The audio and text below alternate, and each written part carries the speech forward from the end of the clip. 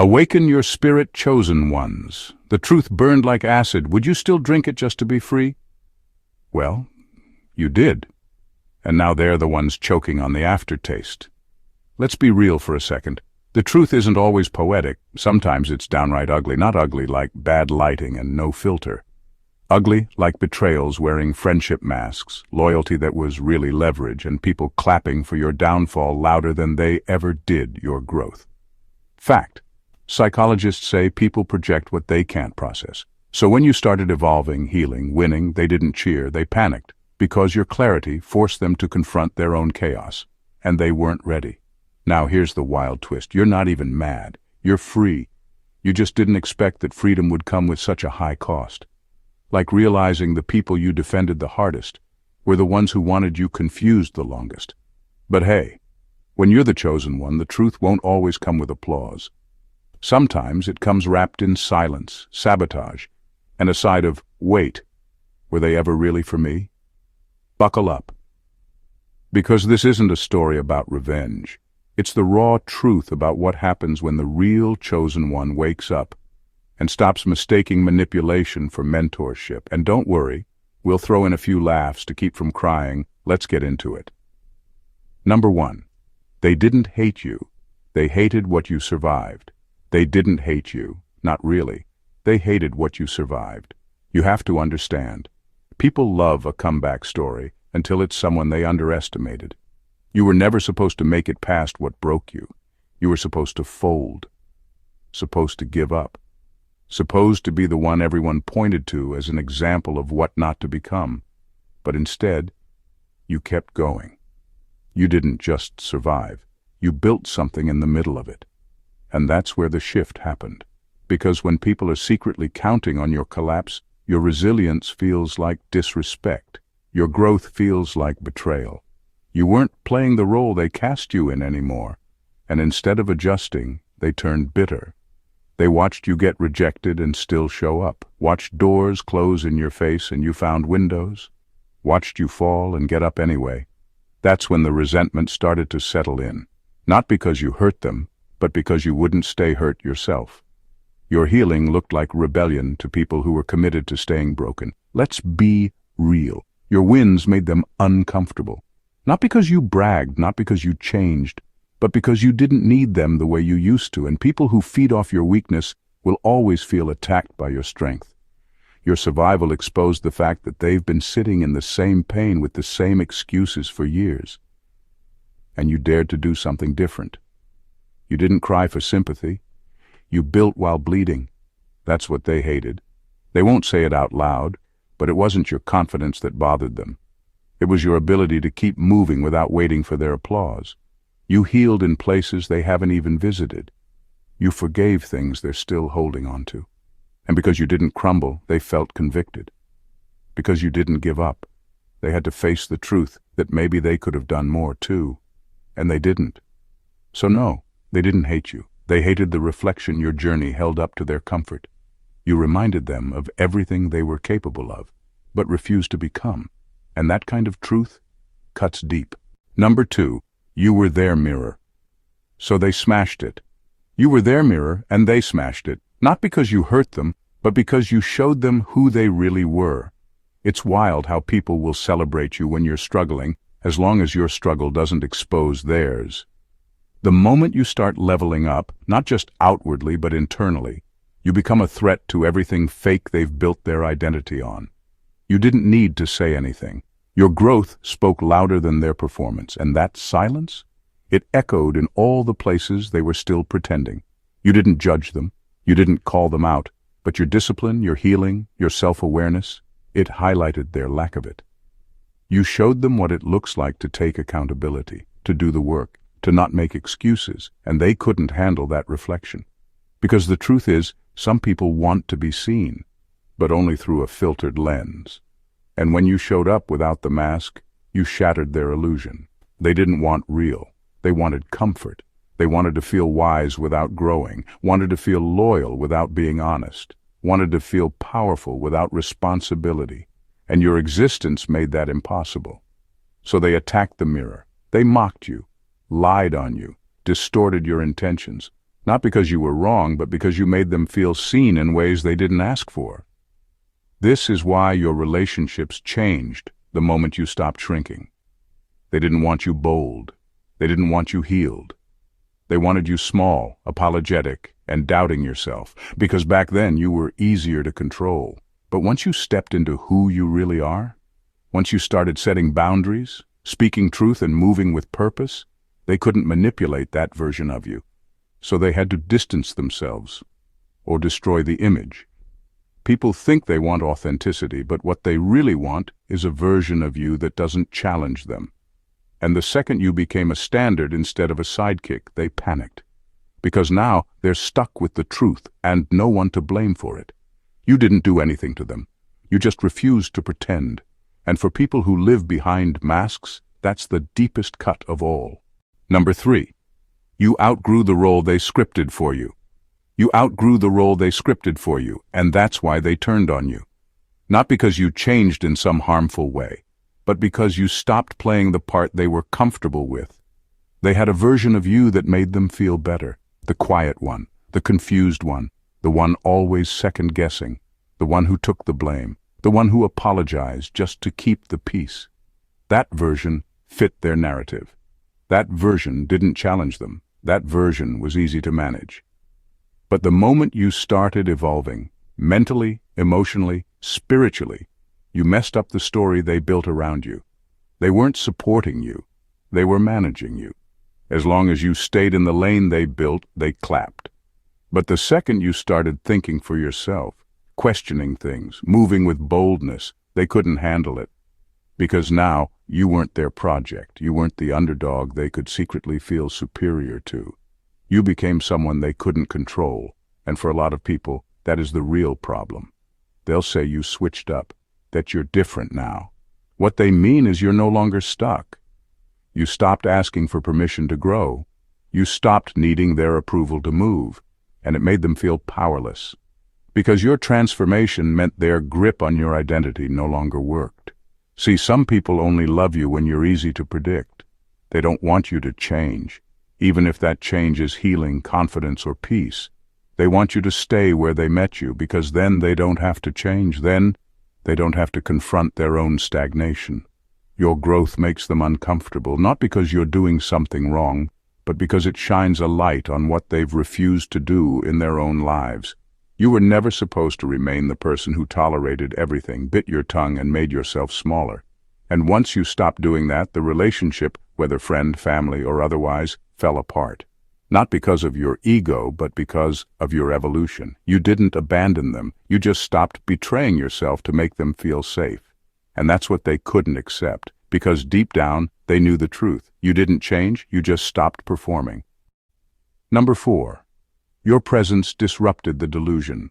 Your presence disrupted the delusion, and they couldn't stand it. You weren't loud, you weren't disrespectful. You just showed up real in a world that depends on pretending. And the moment you did, everything shaky around you started shaking harder. They built entire identities around performance. Carefully crafted images, rehearsed empathy, surface-level wisdom. And then you walked in, unpolished, honest, clear, and that was a problem, because your presence didn't play along. You didn't flatter egos just to keep peace. You didn't agree just to belong. You didn't water yourself down so others could feel tall. You simply were. And that shook everything built on illusion. They weren't offended by your flaws. They were offended by your refusal to hide them. You showed up in rooms with no mask, and that made them feel exposed, even when you said nothing. Because realness has a way of making the fake feel unsafe. Not because you're attacking, but because they can't maintain the act in your presence. You didn't threaten their status, you threatened the story, the one where they were always the wise one, the victim, the glue that held everyone together. But when you stopped pretending, their script fell apart. You showed that it's possible to be honest without being cruel, that you can love people and still set boundaries, that peace isn't passive, and they couldn't fake match that kind of clarity. The truth is, they weren't ready for someone who didn't need validation to be themselves. Your confidence came from your alignment, not applause, and that made you uncontrollable. You weren't playing a role, you were the role, And people who rely on image over substance don't know how to respond to that. So they pushed back, labeled you difficult, intense, too much, but what they really meant was, you make it hard for us to keep lying to ourselves. That's why you were treated like a threat, not because you were dangerous, but because your clarity made their confusion impossible to ignore. You didn't break the system, they just couldn't keep pretending around you. And when truth walks in, delusion doesn't die quietly. Number 5, they liked you more when you were lost. They liked you more when you were lost, when you didn't know who you were, when you doubted yourself, when your voice trembled every time you tried to speak up. That version of you made them feel needed, important, in control. As long as you were confused, they got to be the expert. As long as you were broken, they got to play savior. They were never empowering you. They were feeding off your dependence. You didn't notice it at first. You thought the connection was genuine. You thought they cared. But what they really loved was being the one who always had the answers, the advice, the upper hand. The moment you stopped calling them for every little thing, the shift began. The moment you stopped needing their validation and started walking in clarity, that's when they said you changed. That's when the support turned cold.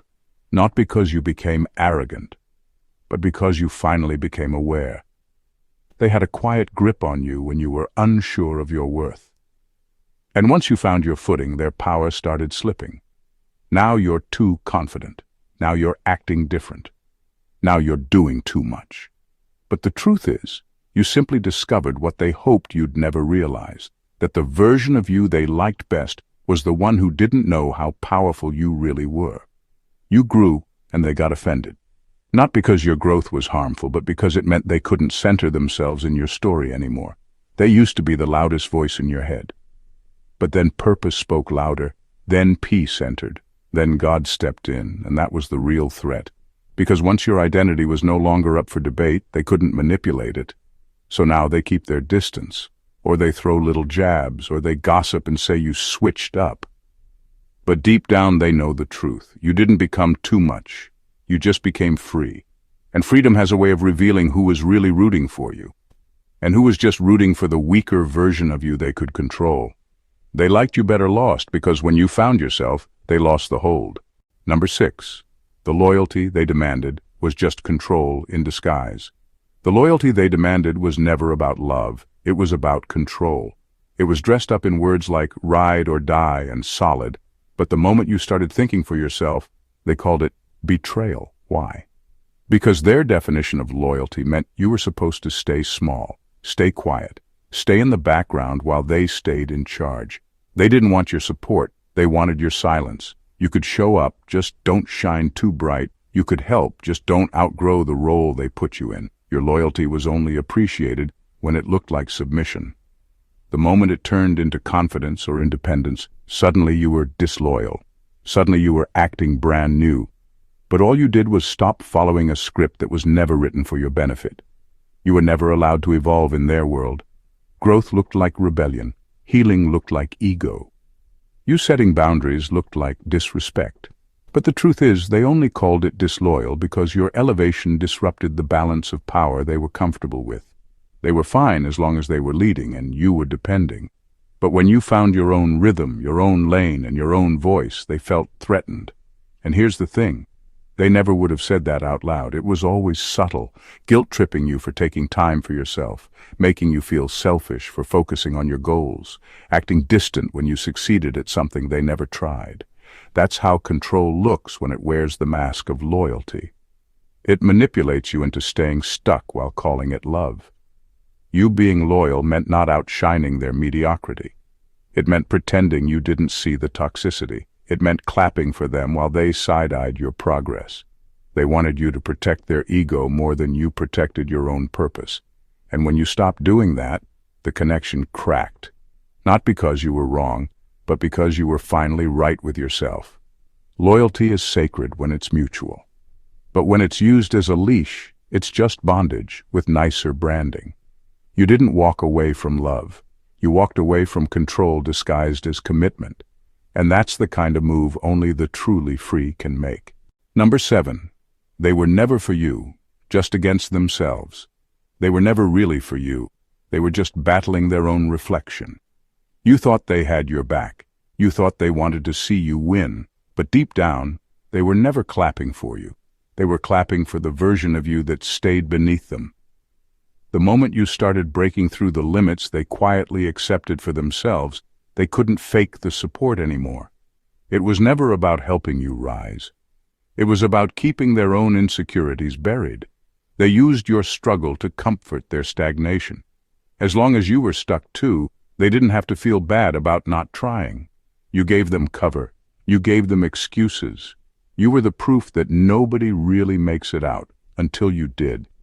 And the moment you started rising, the excuses stopped working. Your progress became a mirror they couldn't look away from. You didn't expose them with your words. You exposed them by evolving, by healing, by staying consistent, by choosing purpose over pity. That's when the weird energy started, the distance, the shade, the fake love, because your growth forced them to confront the parts of themselves they've been ignoring for years. They weren't trying to lift you up. They were trying to protect their own comfort. They didn't want better for you. They just wanted to believe that better wasn't possible, so they didn't have to try. But when you started reaching what they said couldn't be reached, it shook them. Not because you changed, but because your breakthrough canceled out their excuses. They told themselves they were just being real about your dreams, that they were keeping you grounded. But the truth is, they didn't believe in you because they didn't believe in themselves. You shining too bright made their shadows harder to hide. And instead of leveling up, they chose to tear down. You thought they were in your corner, but they were just hiding from their own reflection, and you were getting too clear, too fast. You didn't expose them, you just stopped shrinking. And when you outgrew the box they built for you, it broke everything they were pretending to be. They were never rooting for you. They were just rooting for the version of you that wouldn't make them uncomfortable. Number 8. You didn't change, you just woke up. You didn't change, you just woke up. You stopped living in the fog they were comfortable keeping you in. The version of you they liked wasn't the real you. It was the one that hadn't figured it out yet. The one that thought chaos was normal, that thought loyalty meant staying silent, that thought love meant tolerating pain. But you started asking different questions, you started paying attention, you started connecting the dots. And once that switch flipped, you couldn't unsee it. They say you're different now. What they really mean is you're no longer easy to manipulate. You no longer accept the bare minimum. You no longer confuse gaslighting with accountability. You're not the one twisting yourself into knots just to keep the peace anymore. You stopped dancing around their dysfunction to avoid conflict. And now, your clarity feels like rebellion to people who depended on your confusion. You didn't become harsh, you became honest. You didn't become selfish. You learned to stop betraying yourself, and that scared them. Because when you were unsure, they could control the narrative. They could twist your loyalty into silence, your empathy into guilt, your kindness into obligation. But once you woke up, those tricks stopped working. You stopped calling dysfunction just the way things are. You stopped letting disrespect slide just because you loved them. You realized that someone constantly hurting you and saying, "That's just how I am," was never an excuse. It was a warning, and you finally listened. They call it ego because you won't shrink anymore. They call it attitude because you finally set boundaries. But the truth is, you got tired of performing, tired of peace that only existed when they were comfortable, tired of explaining your pain to people who never intended to understand it. Waking up cost you comfort. It cost you people, but it gave you you. The healed, whole, aware version of you who doesn't need to be liked to be free, who doesn't need to prove your worth to people committed to misunderstanding you. So no, you didn't change. You just stopped lying to yourself. And the people who were benefiting from your blindness, they're the only ones who can't handle your vision. Number 9, you thought you were the problem because you were the target. You thought you were the problem because for so long they made you the target. Every time something went wrong, somehow it circled back to you. You were too sensitive, too intense, too emotional. You started second-guessing your instincts, silencing yourself, editing your words. Not because you were wrong, but because they were committed to never being held accountable. They couldn't handle your clarity, so they labeled it attitude. They couldn't match your honesty, so they called it aggression. And because they said it enough times, you started believing it. You kept asking yourself, what did I do? Why am I always the issue? But the truth is, they just didn't want you to trust your own voice. Because your voice threatened the control they had over the room. It was never about your character. It was your clarity they feared. The way you started seeing patterns, questioning dynamics, noticing the manipulation in the jokes, the power plays behind the kindness, the conditions behind the love. You didn't play along anymore, and that's when things got weird. The energy shifted. The smiles became colder. The silence got louder. Because they could feel you slipping from their grip, and they knew once you saw it, you couldn't unsee it. You started naming things they hoped would stay hidden. Passive aggression, jealousy disguised as advice, control wrapped in concern. And once you called it out, not even publicly but just to yourself, they couldn't unhear it. Your awareness disrupted their comfort. Your truth exposed their performance. And now they don't know what version of themselves to be around you, because the version that used to work no longer holds power. You were never the problem. You were the scapegoat, the one they used to deflect from their own chaos. As long as you stayed in that role, they had peace. But the moment you stepped out of it, their dysfunction had nowhere to hide. So if they're distant now, if they avoid you, if they twist your story, know this. It's not because you were the issue. It's because your clarity made their lies louder. And once truth is spoken, even the ones pretending not to hear it start flinching. Number 10, their support was conditional, but their criticism was consistent. Their support was never real. It was a performance based on conditions. As long as you stayed in the lane they approved of, as long as your success didn't eclipse theirs, as long as your growth stayed quiet and digestible, they clapped just enough to not look suspicious. But the moment you started rising in a way they couldn't ignore or control, the applause stopped and the critiques got louder. They were never truly rooting for you. They were monitoring you, watching your every move, not to celebrate it, but to catalog your mistakes. The moment you slipped, stumbled, or showed a crack, they were the first to speak. Not out of concern, but out of satisfaction. Because while they never had energy to share your wins, they had full stamina when it came to dissecting your losses. That wasn't love. That was emotional surveillance, always watching, always judging, always ready to remind you that you're not as put together as you think. And deep down, you started internalizing it. You started shrinking yourself, playing it safe, double-checking your steps, not because you were afraid of failure, but because you were afraid of them seeing it. It was never about your success making them proud. It was about your success making them insecure, so they withheld genuine support and dressed it up as just being real. They stayed neutral when you needed encouragement, but vocal when you made a human mistake. And the message was clear. You'll never be enough unless you're under control.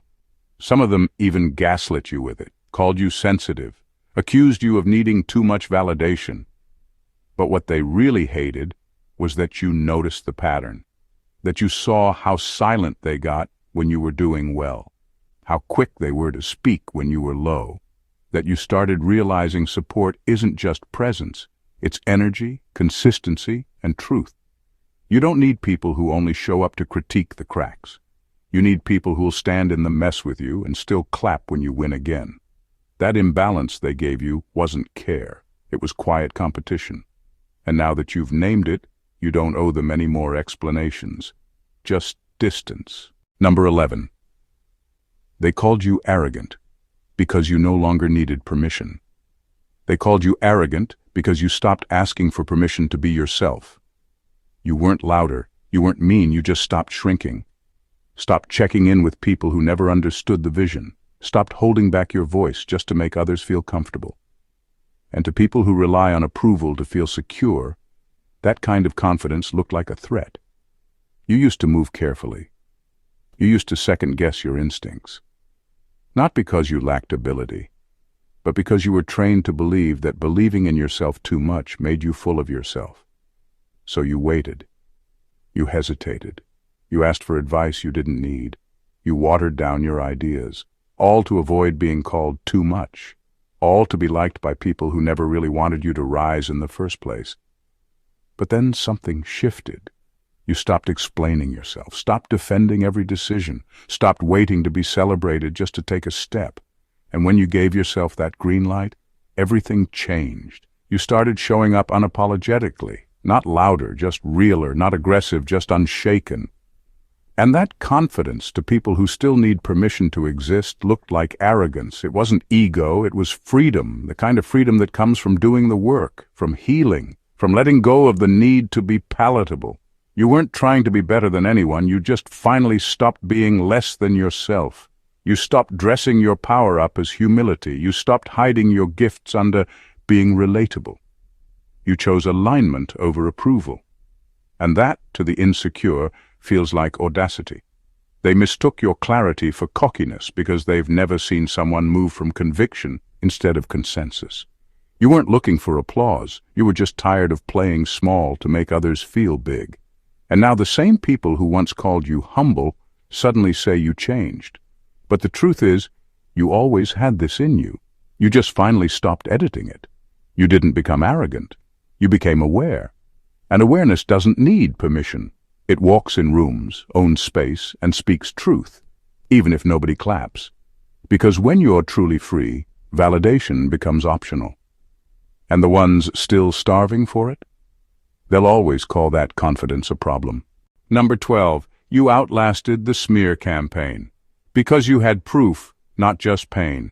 You outlasted the smear campaign, not because you fought back, but because you didn't have to. You didn't run around defending yourself. You didn't match their noise. You didn't beg people to see your heart. You just kept showing up, kept working, kept building. And while they were busy trying to assassinate your character, you were producing proof. They counted on your silence, meaning guilt. They thought if they painted you as bitter, toxic, arrogant, people would buy it. And for a while, some did, because lies move fast when they're entertaining. People love a good villain, especially when it makes them feel better about their own lives. But what your critics didn't expect was that the same silence they used to frame you would be the same silence that cleared you. You didn't defend yourself with drama. You defended yourself with discipline. You kept your hands clean and your focus locked. And now the very people who tried to tear you down are watching your fruit grow, loud, undeniable, and thriving. Your consistency became your character witness. Your success became the rebuttal. Every lie they told is now suffocating under the weight of your results. The truth is, they didn't attack you because you were wrong. They attacked you because they were scared people would believe in you more than they believed in them. So they tried to get ahead of your breakthrough by poisoning the perception. But your integrity didn't just survive. It outlived the lies. Now they're quiet. Not because they had a change of heart, but because the truth is loud even when you don't say a word. People can see for themselves now. They see your growth, your impact, your peace. And it doesn't match the picture your enemies tried to paint. That's what's eating them up. Not your success, but the fact that they can't explain it away without exposing themselves. You never had to drag their name to protect yours.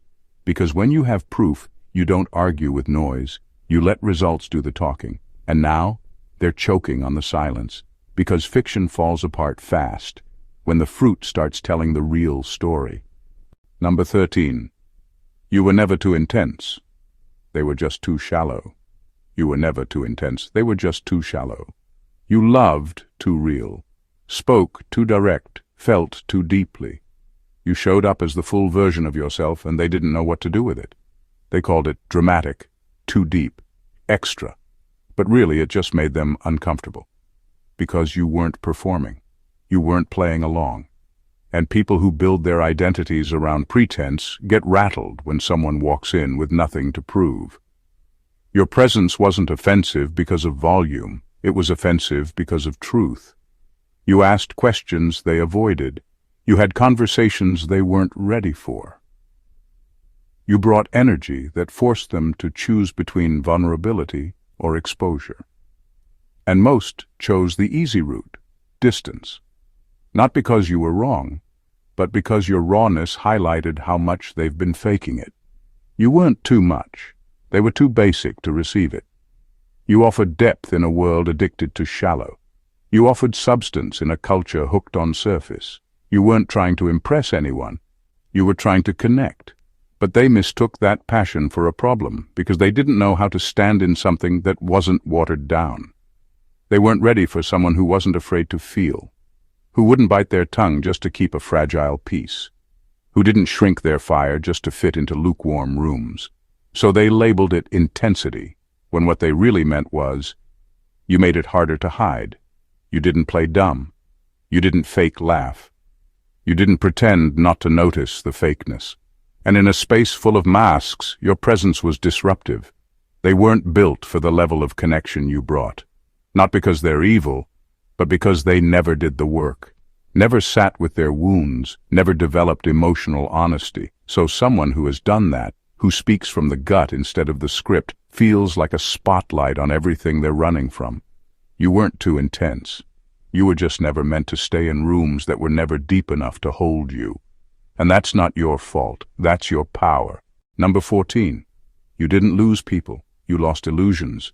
You didn't lose people. You lost illusions. The friendships, the day ones, the family ties, the tight circles. It felt real at the time, but now you see it for what it was, conditional connection. They weren't there for you. They were there for the version of you that didn't know better. The one that didn't question motives. The one that confused proximity with loyalty and attention with love. What you thought was community was really just convenience. You were available, you were useful, you were predictable. They liked the way you poured into them, showed up for them, clapped for them, without ever asking for the same in return. But the moment you needed real support, the room got quiet, the texts stopped, the air changed. And it wasn't because you failed them. It was because you finally saw them. They weren't supporting you. They were surveilling you, smiling in your face while keeping tabs, pretending to root for you while secretly hoping you'd stay stuck. They stayed close, not out of love, but out of curiosity and control. Your life became a storyline they felt entitled to, and the moment it didn't go the way they expected, they withdrew. Not because you did anything wrong, but because you grew past their comfort zone. And yes, it hurt. Watching people you trusted turn into strangers, watching connections you swore were solid dissolve without explanation. But the pain came from the illusion, not the truth. Because now that the veil is off, you can finally see clearly. They were never really with you. They were just around you. It wasn't betrayal, it was revelation. You didn't lose people, you lost false peace, false alignment, false friendships that only worked when you were silent, small, or struggling. And what's left now might not be a crowd, but it's real, it's raw, and it doesn't require performance. Sometimes clarity feels like grief, but it's actually freedom.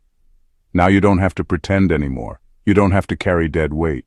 You don't have to pour into cups that were never meant to hold you. What you thought was the loss was actually the upgrade. So now it's clear. You weren't crazy, arrogant, too much, or the villain. You were just awake in a room full of people pretending to be asleep. You didn't change. You evolved. You didn't walk away. You broke out. You didn't betray them. You just stopped betraying yourself.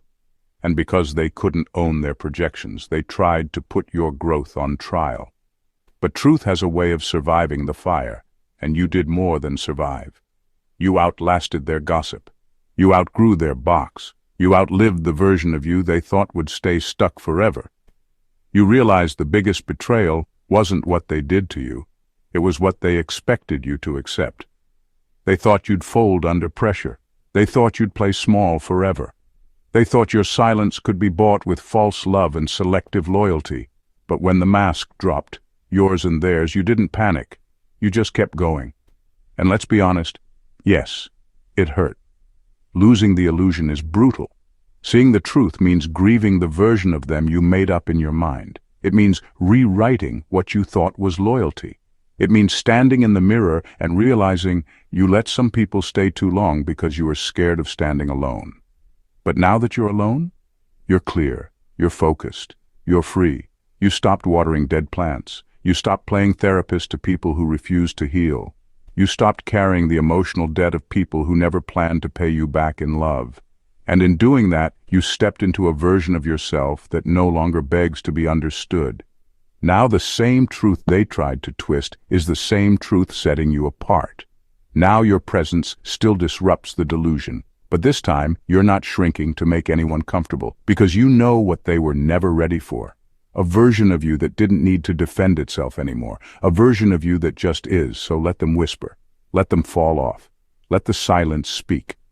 Because when truth walks in, fiction flees. And when purpose rises, no lie survives. If this hit home, don't just scroll. Speak on it. Drop your thoughts in the comments. Let them know you see the shift and you're done playing small. Like if you've ever had to outgrow the lie just to step into the truth. Share this with someone who's walking that same path. Someone who needs the reminder that they're not crazy, just clear. And if you're new here, subscribe to the channel. This is where masks get dropped, truth gets told, and the real ones rise. This isn't just content, it's confirmation. So if you're ready to keep walking in clarity, purpose, and power, you're in the right place. Welcome to the side where the truth doesn't whisper, it roars.